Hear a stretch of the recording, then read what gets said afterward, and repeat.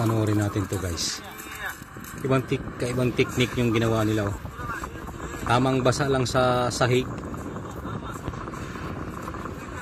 Palitada na siya.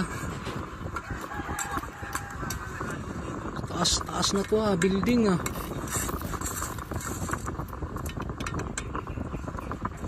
Ganun lang pala yun. Teka. Wala man ako nakitang bakal.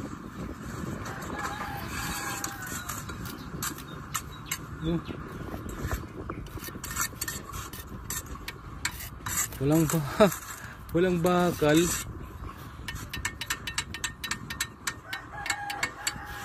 Anong bakal? Baka mag sila, barinahan na lang nila yung yung butas lagi ng bakal. So bali at asintadahan na nila walang bakal. Look, ayos to hindi ba?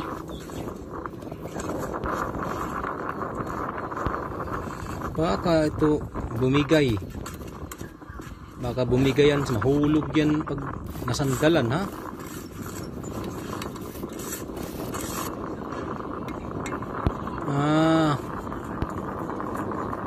siguro magbubutas siguro sila dyan, or aywan ko lang kung paano yung gawin nila dyan kasi walang bakal Kung sa pag-uusapan naman natin yung about sa kanilang CHB, okay naman yung CHB nila, matibay. Ang ilan na yun doon, wala lagi, wala yung sa dulo walang bakal di ba? Ayan na, buo ng isang linya may bakal sa kanto, yung panglock doon sa gilid, tapos may butas siya, itong hollow blocks na may butas sa gitna. Anong dadaan dyan? Wala laging bakal. Ang may bakal lang yung dulo lang. Kahit doon sa may interlock wala din silang nilagay na bakal kaya pala may butas yung hollow blocks kasi daanan pala para sa mga wiring. Guys, nasa taas na to guys. Tingnan nyo ang hollow doon sa gilid. Mashallah. Ba't ganun? Nasa pa rin?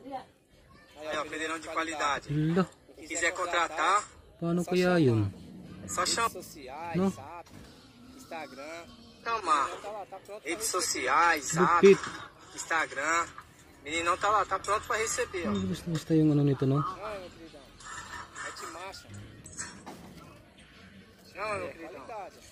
Hindi ako nakaano dito guys Tagal-tagal ako na sinusubaybayan ng mga ganitong style Mataas pa naman na building to.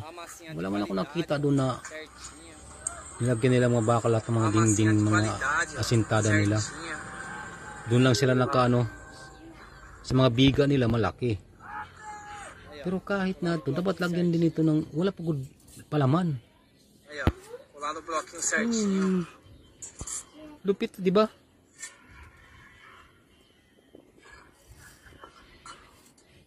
Taas na to kaya wala nilang naman.